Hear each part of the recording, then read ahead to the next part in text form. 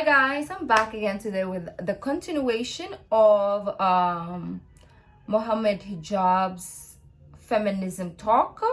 So we left off on 27 minutes, so we're gonna continue from there. Well, before we do start, don't forget to subscribe if you haven't already. Click that bell button to get notified whenever I do upload a video. So let's check this out.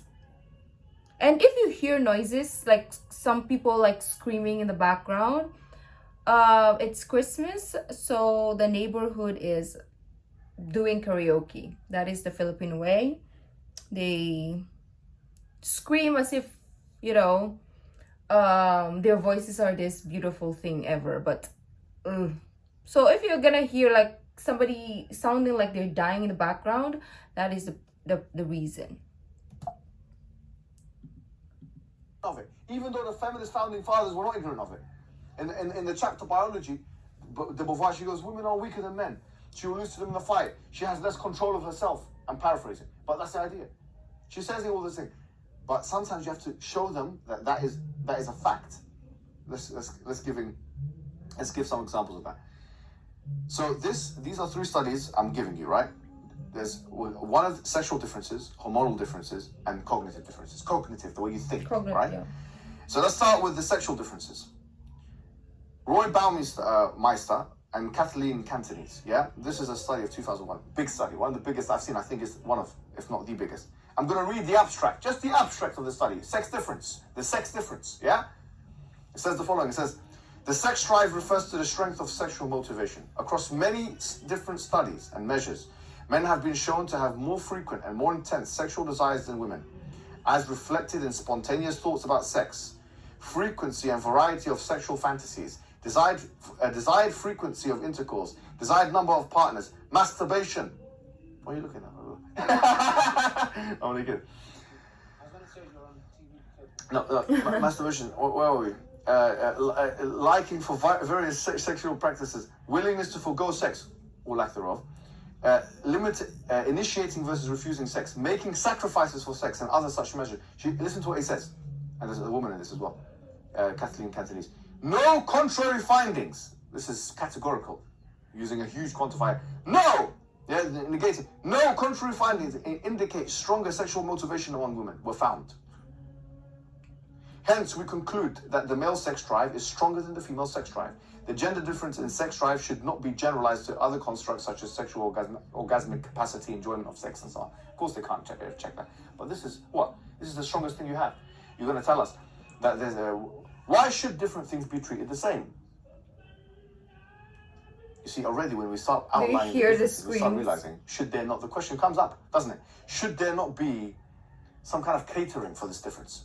Okay, that's sexual difference. Is there any other difference? Yes, of course. Hormonal difference. A woman has anything between 1/10 to 1/20th the amount of testosterone a man has. Yeah. 1/10 to 1/20th. And you're telling me that has no effect? Wow, that's a lot. That has a huge effect. Difference. And as we're going to find with the second bit, it even has a cognitive impact. Not just a physical one. Physically, yes. It has sexual implications. It has physical implications on strength, speed, all of these things, all of these implications. Hormones are no joke. You know, when a woman has 1/10 to 1/20th, anything between 1/10 to 1, you can't tell me that we're going to have the same laws on every single thing in the absolute. Why should it? Moreover now, cognitive differences. Ooh, that's small, I can't read. Diane Halpern herself, she came into, her study saying she didn't expect to find much differences. She said she revised her understanding. She has a whole book now. It's called The Sex Differences Between Men and Women. She says there's sizable, she says. They should have known from the get-go. Hello. So cognitive means the way you think. I'm not saying it means that women are cleverer than women. I'm not saying that. But there are sizable cognitive differences. And in fact, let me say something interesting. This is, I'm not going to be able to pronounce this person's name. Namrata Apodhaya, yeah? 2014 is a conclusion of a study, yeah? And this connects hormones to cognitive ability. In conclusion, the study says, male cognitive functions, viz. Attentional, perceptual, executive, and working memory, were comparable to those of female pre-ovulatory phase cognitive functions. And menstruation has an impact. Listen to what it says. This might be due to the analogous action of testosterone and estrogen on the brain. Thus, our study supported the fact that testosterone and estrogen accentuated cognitive functions in a similar fashion. Both men and women, or both males and females, pre-ovulatory phase, so women in the pre-ovulatory phase, right, can compete with each other equally in cognitive tasks. However, listen, males outperform females in attention state, as was assessed by visual reaction time, during the post-ovulatory phase of their menstrual cycles. Of course, it hurts. It hurts like hell. What? Like, you can think straight when you're having your period. It's like, nah, don't talk to me. The world doesn't exist. I just want to be in my freaking cave. So your cognitive reasoning is lowered because you're focused more on the what is happening internally, and you're not your 100%. That is why when you see girls that look like they want to kill you, it's because they do. And secondly, like, they're in pain. So any little thing that is said or done, it just irritates that person because they're going through a lot of pain. Like, the pain is so like, guys, it hurts like schmenkles. I don't know how to describe the pain, but they say labor is 10 times that pain. So I have no idea what's gonna happen, right? So that is what lowers the cognitive, I feel like, during that time, because our brain is focused somewhere else, right? There's so many things. Yes. They are, the women are deficient. Women are deficient in aql, which means basically aql is not ilm. Aql is emotional ability. That's what it's talking about. Aql comes from the Arabic word aqal, which is basically when you put like the reins of a horse and you move it left and right. So basically the hadith is saying women are more emotional than men. Now this, if I read this, it's the same thing. It's saying that when the women are ovulating, they have issues with cognition, or their cognition is inhibited. What's the problem? So if the hadith didn't say that, it would be unscientific. So you have an issue with the hadith, let me get you some studies. I can get you 20 studies. Show you, I just gave you one for brevity. But I can get you 20. But when the white man says it, in this case it was an Indian actually, but when the white man says it with the lab coat, you accept. You know, right? But when the Muslim says it, or in this case Prophet Muhammad himself, you don't accept. That's because you are indeed a kafir. What is that? Not all of them, of course. Some of them have shak. But some of them have kufr. Some of them are kafir, disbelievers. And they pretend to be Muslim. And they actually roll, let's put it in street language, they roll with feminism as their religion. And they pretend to be Muslims. Let's be honest about it. Because this is a religion, even as per what this woman said. Before they used to have religions which were statues and stuff like that, Sanam, and the golden calf and all these things. Now they have ideologies, and some people say, you know what, I don't actually believe this Muhammad stuff and this heaven and hell stuff. In their head, you know the thing, they're thinking, I believe in equality. Uqsum billah al-azim is a religion, and Uqsum billah al-azim is one of the major reasons why people have ridda of Islam. Uqsum billah al-azim. And we have these munafiqat, munafiqeen and munafiqat. We have these hypocrites in the community, Islam community, that they pretend to be Muslim, but they believe in this stuff, and they believe it more than Islam, and they will reject Islam because of it. You can believe in equality, but don't disregard religion. And like I said in the part 1, don't disregard like being a respectful, good human being. You can believe in whatever you want, okay? It's your life. What do you? But make sure you're doing it respectfully without intentionally hurting others. And when it comes to the feminism side, you can believe in it, but not to the extreme, and also without disregard of your religion. Because if you do that, then it means that, yeah, what he's saying is right. Like, you are now worshiping this religion or this feminism, right? And it shouldn't be a religion. It should just be a right. It should just be like norm.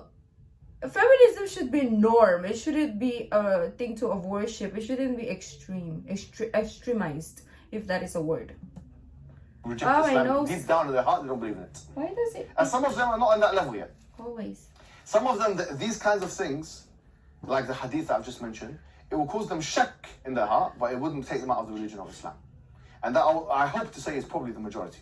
It causes them severe doubts, but it doesn't. But there are some, a sizable chunk, who we cannot say they are like that. So we have to be careful, because this stuff inside of it is ridda. This we're talking about aqidah. You know, this is number one in the aqidah thing. You don't believe what the Prophet Muhammad said. You oppose it directly because of some other foreign ideology. That means that you are more inclined to ridda than you are to Islam. Yes, they're taking aql over the naql, but they don't even have the aql, unfortunately. Exactly. Yes. Yeah. Subhanallah. Wallah, it's true, yeah. It's the same thing. But before, wallahi, you know the Mu'tazila and those guys? They had more right to do that. Because they were taking principles which they thought were logic itself, like maths. They think it was mantiq. These guys, they're taking the opinions of white women. A lot of them are racist. They want to lynch the blacks. They're taking these opinions and they're putting it over the opinions of Muhammad sallallahu alaihi wasallam because they don't believe he was actual a prophet. But they pretend to believe in it for the social benefits. Yes. We said that in the first part. Like, it's just ego at this point, to be honest. It's about clout. Yes. Clout chasing. Like, ooh, look at me. Yeah, that's the reason why I don't like some people. Like, when I talk to people and they come off very arrogant, I know everything and you're dumb, like those type of people I never want to talk to or sit down with again. There's a lot that I've met that are like that, like, oh, because you're like this, you're so dumb, you're so idiot. Or you never see me hanging out with those type of people because I cannot. Like, if the person is so egotistic or they feel like they're better than you in any sort of way, you know, like, for me, you're just like, I don't want to deal with you. Like, as I like people that no matter who you are, they still look at you as human. They still look at you as equal. If you feel like you're here because of me, like, let's say, oh, okay, I'm not Muslim, let's say, example, okay, I'm not Muslim, or I don't believe. So if you look at me less, then I don't want to vibe with you. Like, instead of looking at me lower than you, bring me to your level. Educate me. That's what I like. But don't demoralize or you know, like, how do you say this? Don't push me lower. Bring me to your level. That is what I like in people. Like, yes, we're not always gonna be on the same, like, mental, educational, whatever you want to call it. But instead of looking at people down here, look at them as your like your, I don't know how to say it in English, but look at them as your, like, as a human, like yourself. Look at them as yourself. Look at everyone equal to you, because we're all the same. We all bleed, we all die, you know? So look at everyone the same, regardless of what their beliefs are. Even if you don't believe in the same thing, okay, if you don't believe in the same thing, it's okay. Try to bring them to your, to see how you see things. Okay? Bring them to wake up and see the way that you see the world. And if they accept, thank God. If they don't accept, let them journey towards their life. And then move on with yours. Don't force, and also don't degrade people, because at the end of the day, we're all human beings, regardless of here and here. Somebody will come and say this and that. That's why they go with this rather than the Quran and Sunnah. It's true, Allah. That's exactly what it's true.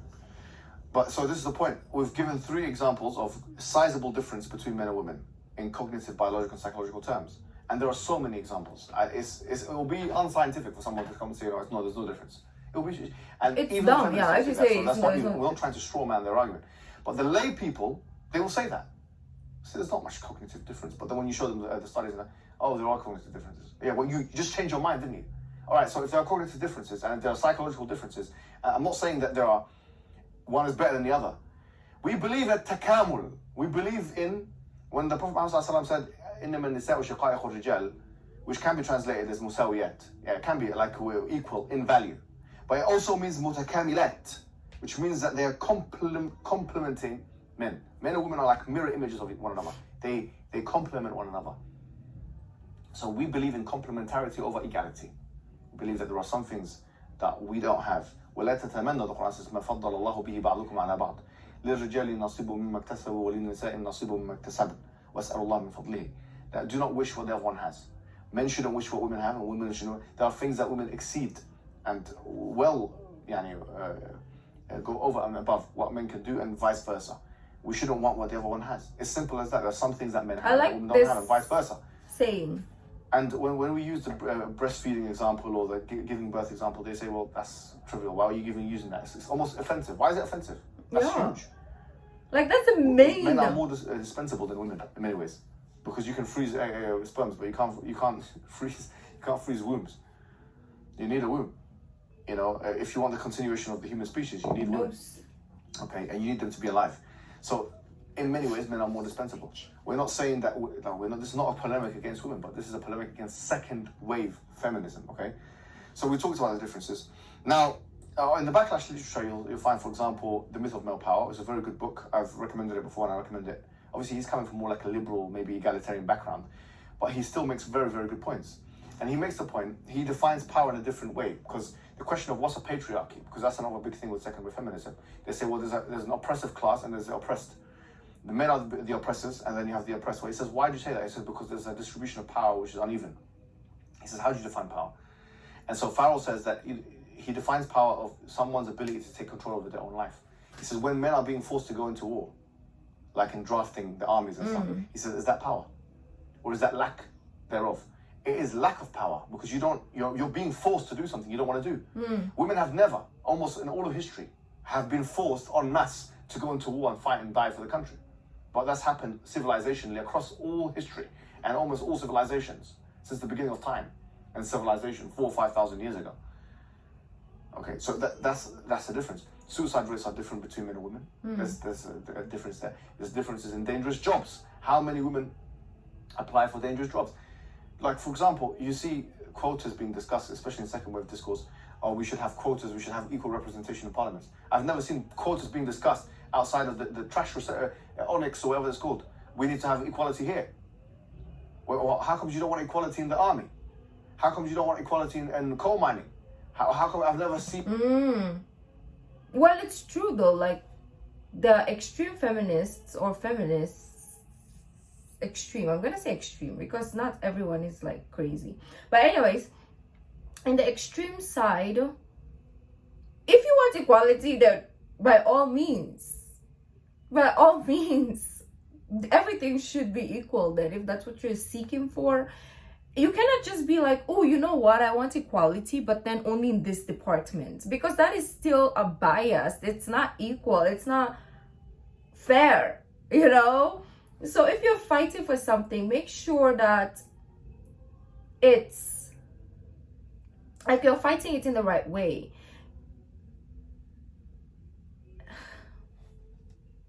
What he's saying is right. Like, yeah, why are you not wanting equality in the army or in this other department? Why is it men only that does this, and then you don't fight for that part of equality? Seen one single article, maybe there is, I'm not saying, but these people, like for by and large, they don't ask for that.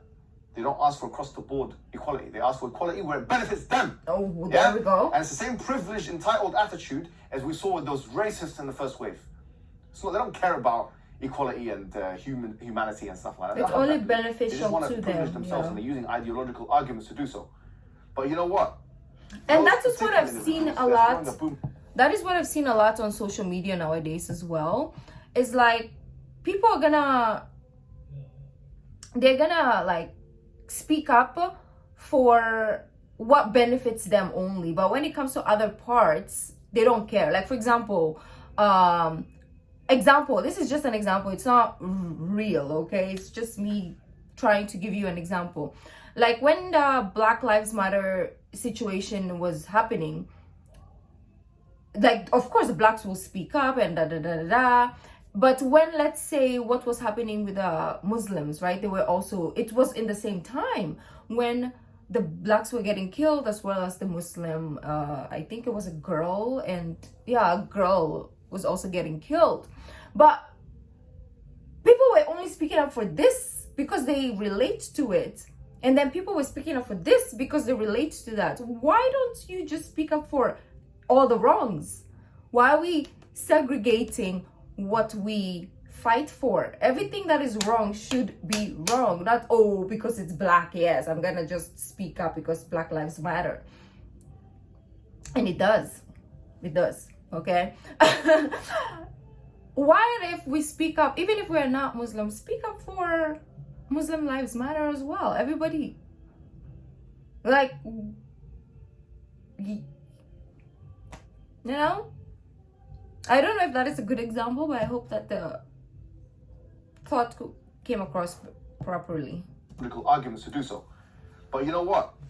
Those particular individuals, they're throwing a boomerang and it's already hitting them in the face. Boomerang! And it will continue hitting them perpetually in the face. Crazy. Because they realize they have gone against the fitrah, the natural predisposition, the psychological, the physiological, the differences between men and women. They don't want to realize their own instincts. They're going to end up just like the founding mothers of feminism, in a regretful state, pitiful, regretful state where they're making retractions and wish I mourn for this and I wish I could have. And why don't you just realize from the very beginning that actually there are differences and that you should take care of those differences? That's what you should really realize. Yeah, actually, like, use the differences in your, how do you say this? In your way, or what am I trying to say? Like, instead of fighting for stupidity, you can fight for equality. Yes, in like your workplace, in whatever, or the way that they treat you. But you cannot say that we are genetically similar or the same or psychologically the same, because it's scientifically it's not the same, right? So yeah, these are some things. Now there's some we're going to talk about next week. Third wave feminism, some new concepts started to become popularized. So Kimberly Crenshaw came and she talked about intersectionality in 1987 in her article. It was a journal article, and she says, and they started to speak about, actually it's not like just man and woman. So we talked about patriarchy, but you'll be surprised to find that third wave feminists actually attack second wave feminists a lot on this point. I'll give you an example that I thought of myself, and I'll read out what Judith Butler said. But before that, for example, imagine a situation in America. Yeah, you had slavery, the transatlantic slave trade, and all this kind of thing. Yeah, you have a white man and a white woman. They have slaves, black slaves. Yeah. Now you couldn't argue that, for example, if a white man and a white woman, or even a white woman has a black slave, that black man is taking advantage of what? The white woman, or that he's in the power, he has a power superiority over her. You can't argue that. Why? Because there are different layers of power struggle here. And the same thing can be said of the entire, if you like, Western Hemisphere comparative to the colonized world. How could you compare the colonized tribes in Sub-Saharan Africa or in Middle East or Asia with those who are benefiting from that project, in this case men and women, in the West? So this binary, this dichotomous, this dualistic, this what Edward Said refers to as didactic representation. You know, you have the hero and the anti-hero, the villain. You know, the woman who's being oppressed and the man who's oppressing her perpetually all through history. It's actually an untenable thesis, because when you start looking at all of this, to use the feminist understanding, intersectional, different layers of identity. Well, you're not just a woman, are you? You're a disabled woman, you're a black woman, you're a black man, you're a white man, you're Asian, you're whatever, you have this much money. When you start doing a multifactorial analysis, you realize that you can't just say, well, men have been oppressing women all through the... Yeah, it's true. It's really hard to it's really hard to, how do we say this? To fight for feminism if you're not gonna integrate all kind of females, let me just say. You cannot fight for women's rights if you're not going to include all women. Don't tell me that you're fighting for women's rights only white women or black women or disabled women. Fight for all the rights of women if that's what you are fighting for, right? That is what we said in the beginning. Like, you cannot just be like, oh yeah, I'm gonna speak up because it's a black person that is getting oppressed. It should be as a whole. It shouldn't be just a niche part of your because you relate to it. And there's something that he said that I wanted to say, but I forget. I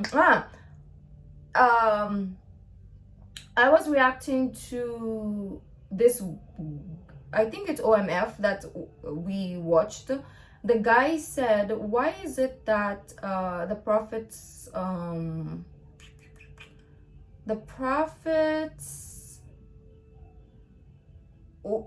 I think wife or something was like 9 years old or young or something like that, and the explanation was it was back in the days, they had different, you know. So I was saying also in the video that in this time that is illegal because of the laws and everything and blah blah blah, and it's disgusting in my head because I was born in this century. So for me mentally, yes, oh, what is that, right? And if it happens now, it's gonna be frowned upon, it's illegal and all that stuff. And but back in the days, it wasn't only the prophet who was doing that, and it wasn't even like, even now people are doing that, but obviously it's not being spoken about, and it's in traditions and cultures in some places. So you cannot just like compare every situation, scenario, people, civilization, like he was talking about, culture, tradition, and be like it's not right. Am I making sense or am I making it worse? Let's go back. I'm gonna stop talking. Civilization. You can't say that. Depends on what man you're talking about. Depends on what woman you're talking Exactly. about. Depends on what power relations you're talking about. And in fact, it depends on how you define power, as we've just seen. There's so many definitions of power. Don't ever just in argument accept their definition of how you define power. Robert Dahl said that it's the ability for person A to get person B to do something that maybe then we should be specific with your feminism shemenkos and be like, hey, we are fighting for the feminism of just white women or just this specific group of people. Yeah. Why not do? They should specify. That's embarrassed has some other understanding. Foucault believed power was like a fog, that it was everywhere. There's no consensus on what power is in the first place. And power informs the theories of justice and oppression. So they have a lot to prove, quite frankly. They have to use a very classical definition of power, and then they have to define that power as oppressive. And for them, as we've said, they were starting off by saying that just by a man being in charge of a woman in any capacity, that's oppressive. Warren Farrell makes a very good point. He says a woman in a responsibility in a corporate environment, where she, for example, she's like a manager, yeah? She mentions this in his book, The Myth of Power, and she's like, let's say, for example, a woman that's working in a corporate environment, and she's looking after 5 people. The manager comes and says, look, you've got 5 more people that you have to look after now, yeah? So it's 10 people you have to look after. She's going to see that as an expansion of what? Power. Because it's responsibility. But when she would never see the same thing about having more children, even though it's also an expansion of responsibility. Why? Because they've denigrated the domestic environment. But it's like for like. In fact, the influence that she's going to have on the kids is going to be more than the influence that she's going to have on the employees. Much more, in fact. But one is regarded as, because it's within a capitalistic framework. And remember, liberal feminists, second wave liberal capitalistic feminists is what the culture is. Although obviously there are he's explaining it way better than I there's different could ever syntheses, if you like. But the idea here is this: don't accept their definitions, and you're not on the back foot. In fact, they're on the back foot, and this is a very important point.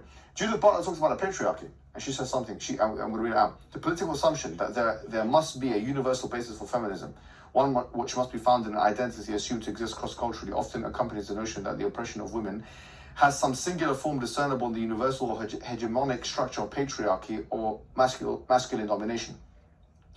The notion of patriarchy has wickedly been criticized in recent years for its failure to account for the workings of gender oppression in concrete cultural contexts in which it exists. That form of feminist theorizing has come into criticisms for its efforts to colonize and appropriate non-Western cultures to support highly Western notions of oppression. This is who? This is Judith Butler, the third wave feminist. She's attacking the patriarchy. She's saying it's coming to question, or at least she's outlining the problems with it. Yeah? They tend to construct a third world or even an Orient in which gender oppression is subtly explained as symptomatic of an essential non-Western barbarism. Now, I just want to end with bring it back to Islam. We've done 45 minutes, so hopefully this will be the last thing I say, and then we can have a discussion, and then we'll go and pray. Actually, we'll pray and then have a discussion. But some key verses we talked about or that we need to know about is obviously Ar-Rijalu Qawwamun 'ala Nisa, chapter 4, verse 34. And this is under attack, probably the most under attack verse in the Quran. Oh, why? Because why? Because it does imply that there's some kind of hierarchization between men and women, especially managerially within the domestic environment. It does imply that. It's very difficult to not get that from the verse. If you try and pretend there's equality, you'll lose the argument. 434 does imply domestic hierarchization. Doesn't mean that men are more valuable than women, but doesn't mean that men have a managerial role within the domestic environment in familial settings, which is has more responsibility than women. And when Allah subhanahu wa ta'ala says, وَلِلْرِجَالِ عَلَيْهِنَّ دَرَجَةً in chapter 2, verse 228, Al-Baqarah, that for men there's a degree of responsibility over them. At-Tabari mentions this is a daraja of mas'uliyah, of responsibility. So men have more responsibility domestically, they have a protective role, and as such, they also have a hierarchy, which means that they, so long as they're not going against the rights of the woman, and this is a big so long as, right? And they're not going against لا طاعة لمخلوق في معصية الخالق, which is you're not allowed to believe in the creation or obey the creation in the disobedience to the creator. And they're not telling her to do something that will harm her. These are the three conditions. If these three conditions are met, then he is the one who is calling the shots, quite frankly. Let's put it this way, yeah, in the house. So if that's the case, then how can you explain that if you're a feminist Muslim? You'd have to do what Amina Wadud did, which is kufr. She said, I read 434 and I had what she says as a conscientious gap. She even wrote no, N-O. What do you mean no? She said no, yani what? You're saying no to Amir or Allah? No, khalas, no to Islam. Why are you calling yourself a Muslim? Take your hijab off, leave. Don't pretend to be Muslim. If you say no to a verse in the Quran, no, conscientious gap, leave it, don't pretend to be a Muslim. This is my point. So here the thing is, this is the danger, and this kind of thought is widespread in Western circles. We have to hit it head on. And the way to hit it is not to try to apologize and accept their assumptions. We don't accept their assumptions.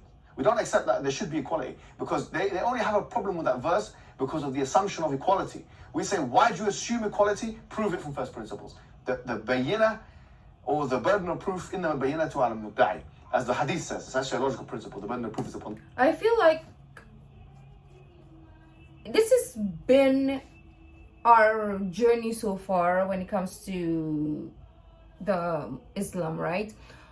I feel like the connotation, or like the people who are throwing all these assumptions or throwing all these excuses is because they didn't really dig deeper into the actual meaning of the verses, right? That is what I've come to realize, is if you don't take it on just the surface level, or you don't take it per verse and you do it as the whole Quran, you will understand. Even me, I had questions, or I'm still having questions still, because I'm like, why, what was the verse that why is it said in the Quran that you can kill this, like a person? Why does it say that this and this and this? Like, I have so many questions and so much more to come. But as time goes by, you get the answers, and the more you learn and the more that you do your research, you will get the answers. It's not, oh, you can just kill any human being if you hate them. Nah, it's because of self-defense, and there's other things that is written there, and there is a reason to why it's written there. It's not just because, oh, polygamy, or like the polygamy one, we also watched the video, and it's not because God is saying, oh, men should just be polygamous because you are better than women, or because you are dominant over women. No, it's because scientifically there's more women in the world than men, and also it's only if you can equally treat them, if you can treat them equally, then you should. Of course, some people are going to like use that as an excuse to have so many women, but that is their problem. Okay, that is not what Islam is, but that is your own personal preference, right? Or personal I can't even speak, personal explanation or description to what the surah means. So there's depth into those things that maybe these feminists or other people outside or even inside Islam will never understand, because they didn't like really seek for answer. They're just taking it from face value. Oh, I heard it from this, that, oh, you can be polygamous in Islam, and that's all they know, and they run with it. So basically, when it comes down to it, is the knowledge of a person, and is that person willing to broaden their mind, or is that person willing to just stay in that freaking box that they've always been and deal with it like that? So let's go back. On the one that makes a claim. The burden of proof is upon the one that's making the claim. You're making the claim that despite the physiological differences and the psychological differences and the biological difference between men and women, that despite all of that, there should be equality, that different things should be treated the same. You prove it. I'm going to sit back here in my chair. You prove it.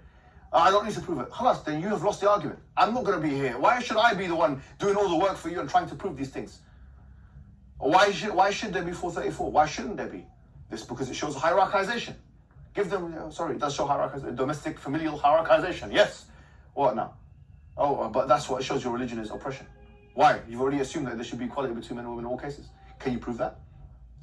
Watch them squirm after that. Watch them. They'll squirm in front of your faces because they have nothing. They have nothing. They have no way of proving it from first principles.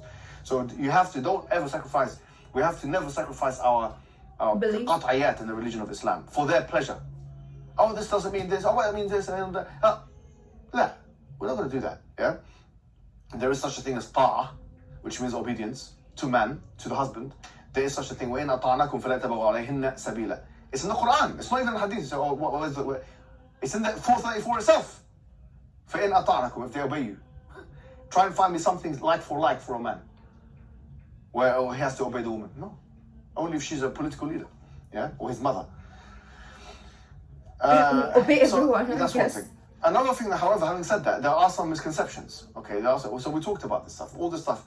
There are some things that are true. They don't agree with polygamy. They don't agree with men can marry Jews and Christians and women can't. They don't agree with the ta'a or the obedience. They don't agree with qawama. They don't agree with domesticity. They don't agree with any of that stuff. But there are some things they just get wrong. For example, they talk about honor killings, and they genuinely believe that this is in Islam. There's nothing such as honor killings in Islam. They talk about FGM and mutilating this and that. The way they understand it is wrong. It's incorrect. That's what I'm saying. They're like, the knowledge is so small. They just hear a portion of something and they take that as facts. They take it as what is the entirety of what a person's belief is, or religion is, or culture is. It's like stereotype, They're the ones who are publishing FGM. According to the World Health Organization, female genital mutilation. FGM is if you have labiaplasty. They have labia. You know what labiaplasty is? Labia when they tighten the vagina. Sorry to say, yeah. So that because they've had so much intercourse, gone here, gone there, so they tighten it up for the man's pleasure. Ironically enough, where's that happening? It's happening in the UK. It's happening in the US. Look at the articles. What's that called? It's called the FGM according to WHO. Why? But it's cosmetic. It's cosmetic. You're not going to call it FGM. But still, according to the WHO I guess so, because it's still like mutilating the genitals in a way, right? In a way. I guess so, yeah. GM. And the most FGM of that nature is happening here in the West. Piercings. Vaginal piercings. This goes under the bloody WHO, World Health Organization's thing of how many, you tell me, go to Egypt, go to Pakistan, go to Indonesia, and ask 1,000 women. How many of you have a piercing in your vagina? And then go here and ask. No problem. The WHO definition doesn't say consent or lack thereof. If you is consensually mutilating yourself, that's according to you. You're consensually mutilating yourself. We're not talking about your children and all this. We're talking about you are. Yes, it's a good point though. Yeah, it is what they'll say. We're saying that you still it is still defined as mutilation according to your definitions. And another problem is inheritance. So inheritance, they yeah, we went, I think it's Surah Baqarah, Al-Baqarah. I'm not sure what surah it is. Or Anisa, probably is Anisa because it's a woman, right?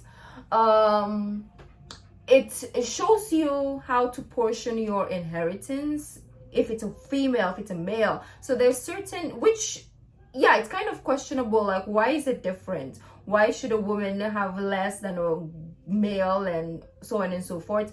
But the reason why we question that is because we live in a society now that is so different. It's so equal, right? So equal, because it's not really. But anyways, that is why we question that. Still, I don't find any sort of like, I don't care, basically, because me, I'm just the person who is like, hey, as long as I live, I breathe, and I do good, and I'm doing my portion as a human being, that is all I care about, right?